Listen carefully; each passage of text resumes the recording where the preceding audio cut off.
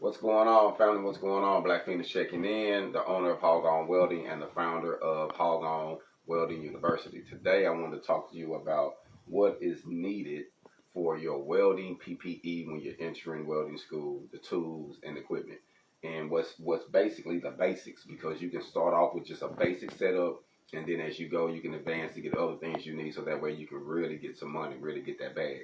So you don't really have to start off like this, or don't act like this is not even here right now. We're going to focus on this setup because this is the most important setup. So one of the most important setups will be getting your welding hood. To each his own. Amazon, flea market, yard sale, pawn shop, however you can get one, get you one. You know what I'm saying? So you can start off basic and then upgrade later. Get your welding hood though. You're going to need one. I would say if it'd be best to get one with a transitional lens, where you can at least have a setting from a grind mode, probably a 4 or 8 up to a 12 to 13. You know what I mean? But if you got to start super basic, get you at least a 11 shade. That way you can kill several birds with one stone if you just got 11 shade. Or 10. 10 is good too, but 11 could be a little bit better for some people. I use a 10, but 11 is also good too. So you want to make sure you get your welding hood. Then 2 pair of gloves. Welding gloves and work gloves. Now you probably want to say, man, why I gotta have 2? Because you're not gonna be welding all the time while you're in the booth and while you're learning. So you might be handling material, moving things around, whatever you're doing. Make sure you have 2. Whatever kind you want to get. Man, they got so many brands. I can say, oh, this brand, this brand, this brand. It don't matter. Get whatever you can get. You know what I'm saying? But have you 2 pair though. You know what I mean?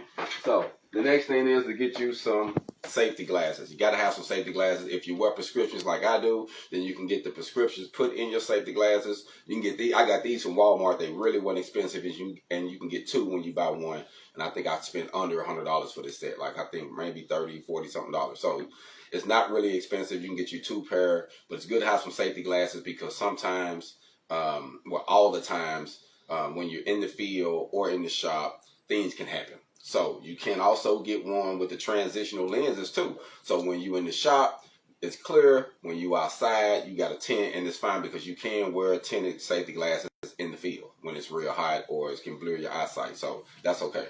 But make sure you get some. Don't matter where you get them from, just get you a pair. The next thing is to make sure you get you is a welding hat. Don't matter what kind you get, what style.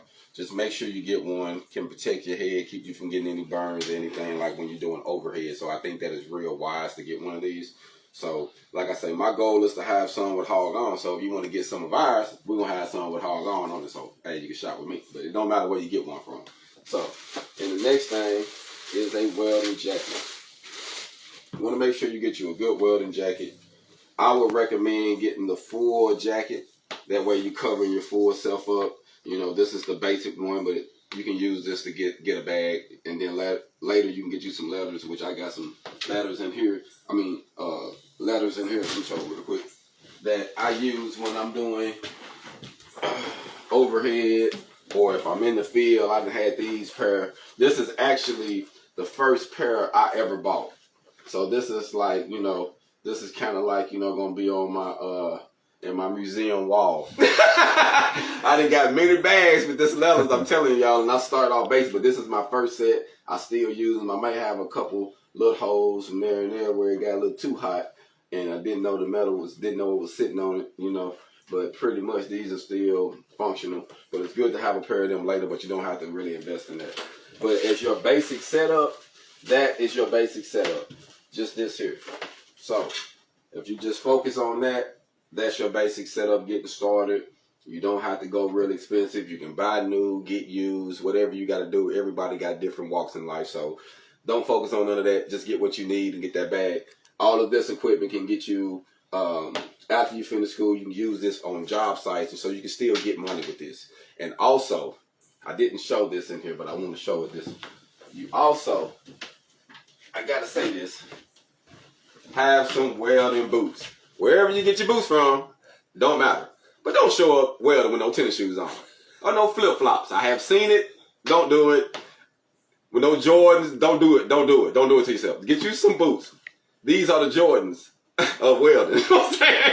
These are the top of the line. However you want to get some, they're going to save you steel toe, carbon fiber, whatever you want. Everybody's different. But make sure you get you some because you're going to need them.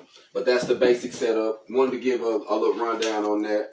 And now, as you start advancing, you can get you a backpack. You can get you a regular backpack. This backpack actually covers your welding hood. I like this one. You can have everything you need in it. I like to have everything I need on my gear.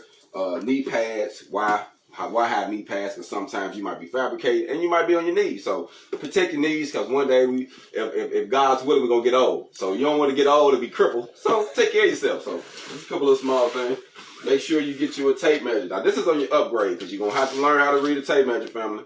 You're going to have to learn. This is from carpentry to plumbing to whatever field. Majority of everybody got to know how to use one of these, man. So you can start basic. I can also teach you how to use one if you haven't. It really don't take that long, but it's pretty much fractions, multiplication, and you know what I mean? But you want to get you a tape measure. I would say at least get you a 25-footer. Don't show up with no 10-foot tape measure. You know what I'm saying? Most boards is longer than that. I'm just saying.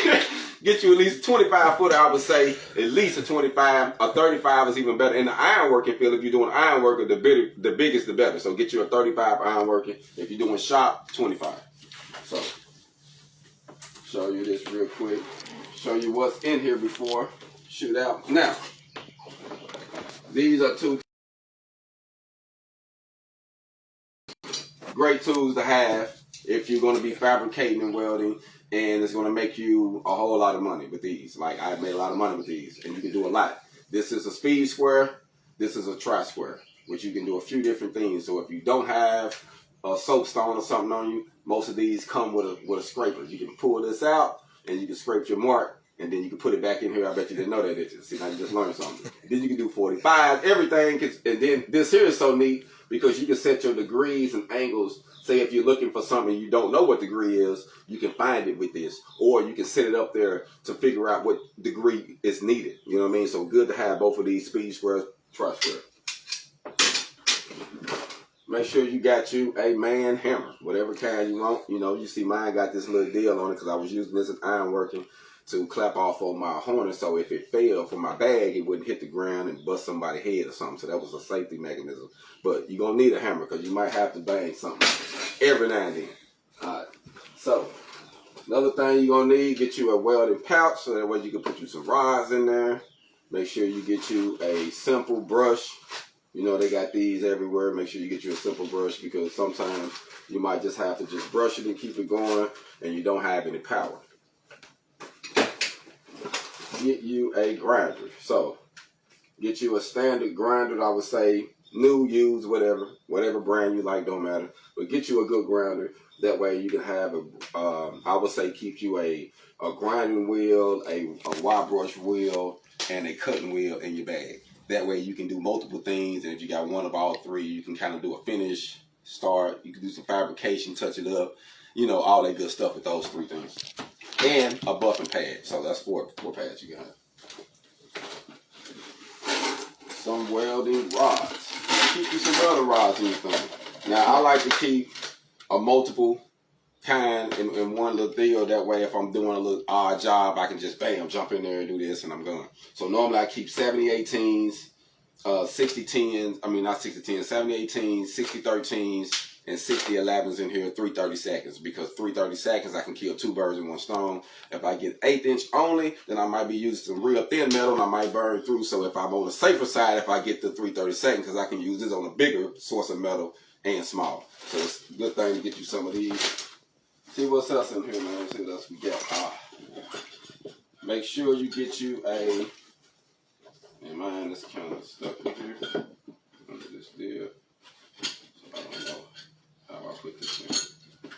But you want to get you a scraper, and you want to make sure you get you a chipping hammer. The scraper, if you got any BBs, you can kind of clean it off real quick, get it off for your paint or whatever when you networking. And you always keep you a small chipping hammer. Just some of the tools in the bag, and some good dikes, good pliers. So if you're a combination of welder like myself, you can be able to use your flux core, your MIGing with this, cut the wire, take the tip out, nozzle, all the above with these. So it's good to have a pair of them. And wherever you get them from, it's all on you. like to keep a small pair of pliers because you never know. You always need some pliers. So always keep a small thing of pliers. I like to keep pliers on me. So that's just some of the things that's inside of my bag, outside of having your knee pads because you want to protect yourself. So, and I also have some fabrication things in here, like a weld gauge. I keep a small weld gauge because some jobs you might get on if you jump into the fabrication field. They might require you to have a 3/8 weld or a 3/16 or a 5/16 or a 1/4 weld, and that's what this is. This is a weld gauge to help you figure that out, and some soapstone to do some fabrication. So those are some of the basic things you can have in your bag that can most definitely help you get a bag, you know what I'm saying, and keep getting the bag. But you don't have to start here. You can start here and get the money to start here, to get the money to start here, and then go bigger and bigger and bigger and bigger. But you got to start somewhere. So this is some of the basic PPE you would need, your weld pack to actually get started to get your hog on. Black Phoenix, I'm out.